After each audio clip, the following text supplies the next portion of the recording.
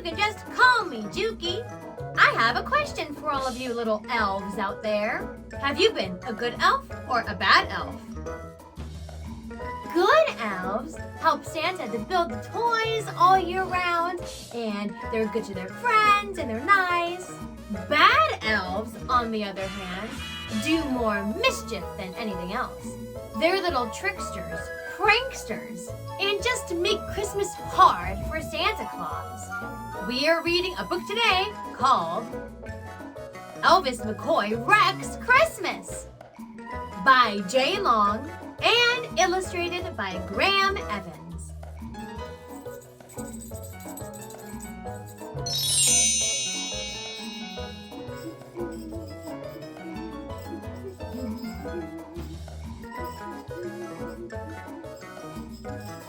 Well, this season has just been filled with elves, haven't they?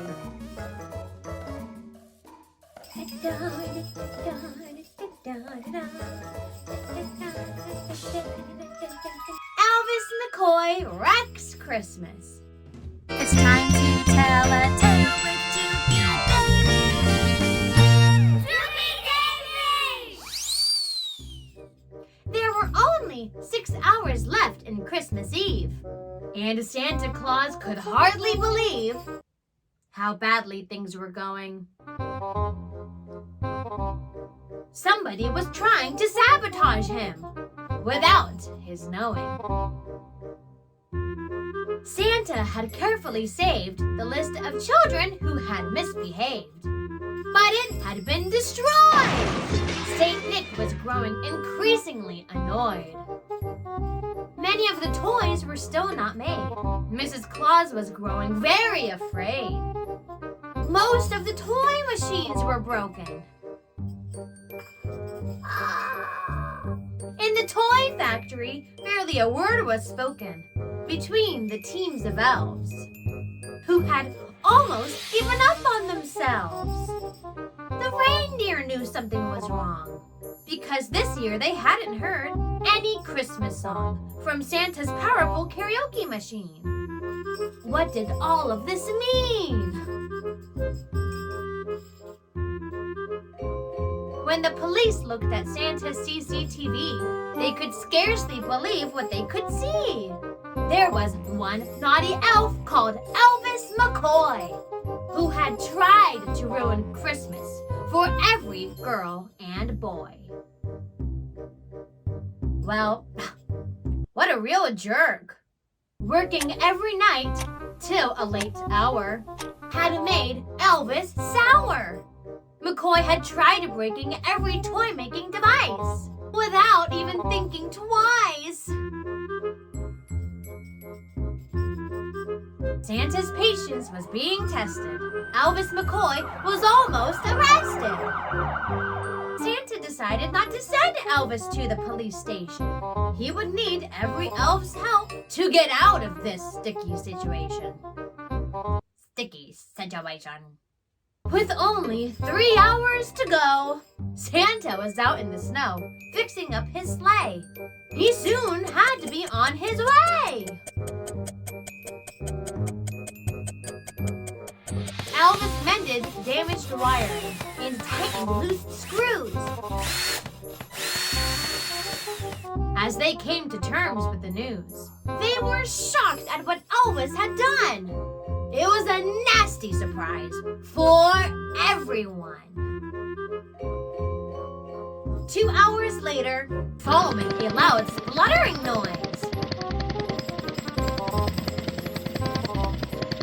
the largest toy machine spat out the last of the toys.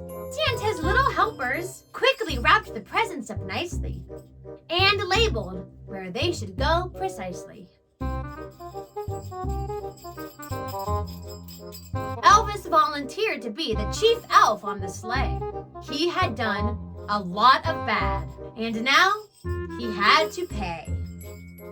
Santa said to Elvis, "You've not only left me down, but also my whole crew. Many children who should be on the naughty list will now get presents because of you. Elvis noticed that not all the toys that had been defaced have been replaced. He didn't have the heart to tell his chubby boss, who would undoubtedly get cross. The first stop was Australia, which was so hot and warm. Unlike Lapland, where there had been a snowstorm.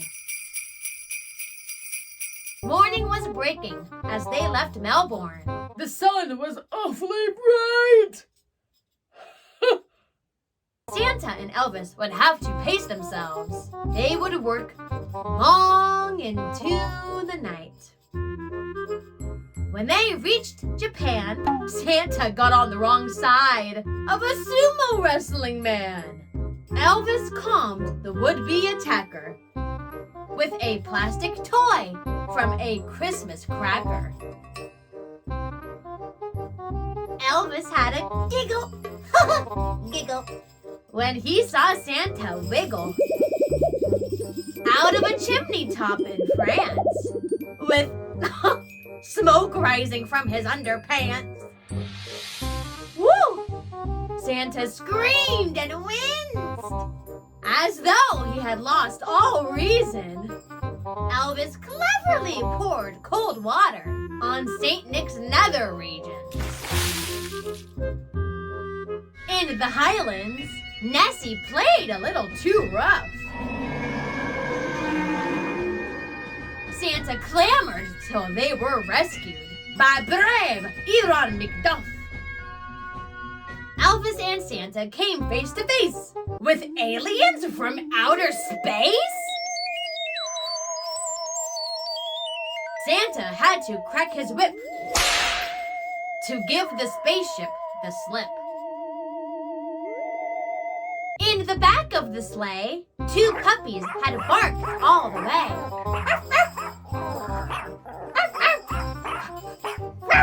From Waikiki to Hudson Bay. They were to be delivered to Cecile, whose house had an eerie feel.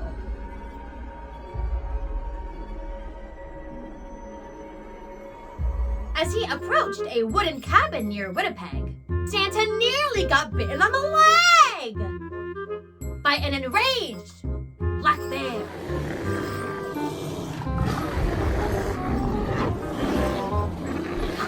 Luckily, the Royal Canadian Mounted Police were there. St. Nick had put on a lot of weight over the past year. From cookies, fudge cake, and, dare I say it, beer. So the sleigh's cargo was on the heavy side. It wasn't an easy ride. Near Sicily, there was a lot of commotion when they lost all control and landed in the ocean. Santa's head was completely submerged.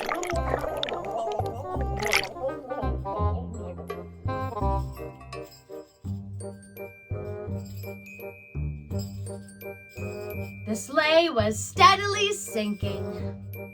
Disaster was avoided thanks to Elvis's quick thinking.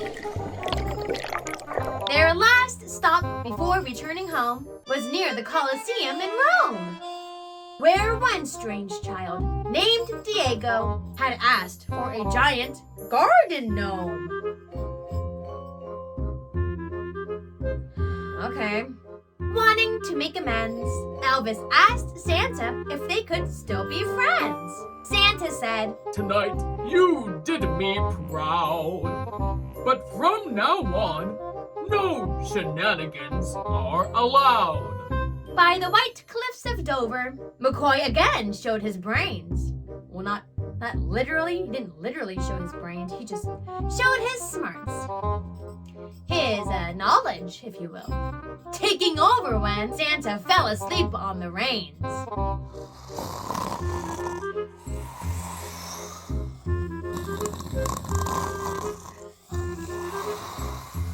In Lapland, Santa thanked Elvis and Elvis grinned from ear to ear. One and all in the North Pole were full of Christmas cheer. Later that night, though his voice was a little croaky, Santa decided to bust out some karaoke. You better watch out, you better not cry, you better not pout, I'm telling you why. Santa Claus is coming to town. The elves began to dance. There was even kissing and a little romance. Ew! The next morning, children in millions of homes wake up to wonderful presents, including Diego with his giant garden gnome. The end. I'm honestly more on board to the giant garden gnome. I mean, who doesn't want a giant garden gnome in their front yard? Well, that just sounds wonderful and delightful.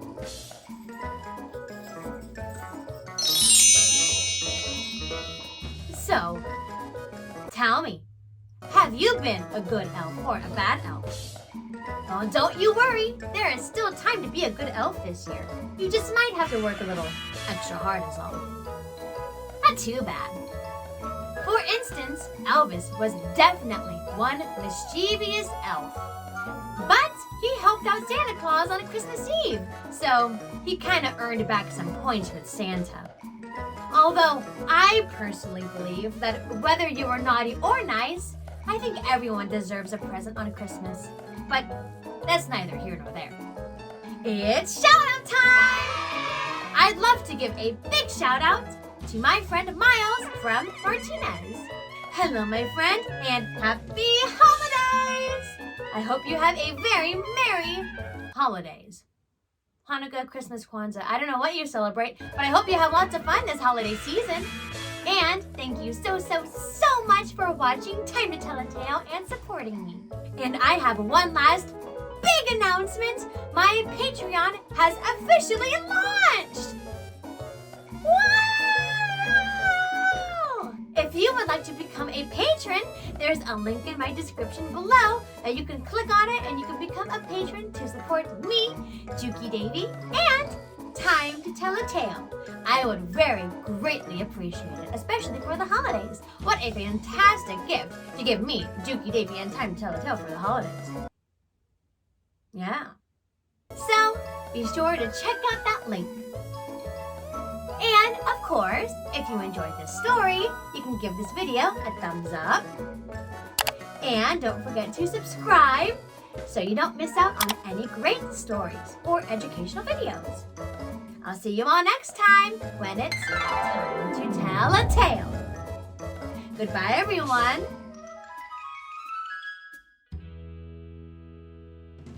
For a little additional fun, see if you can find the following places using your atlas, map of the world, globe, or computer.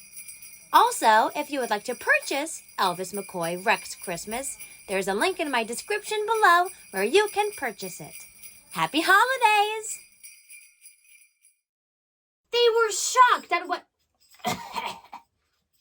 By the white cliffs over Dover, over Dover, of Dover, over Dover, over Dover, over and over the Dover, over the Dover, over the Dover. You better watch out, you better not cry, you better not pout, I'm telling you why. Santa Claus is coming to town. He's a-making a list, checking it twice, yeah, gonna find out who's naughty and nice. Santa Claus is coming, bow, to town, a-dip-a-dee-doo-da, a-bop-a-dee-bow.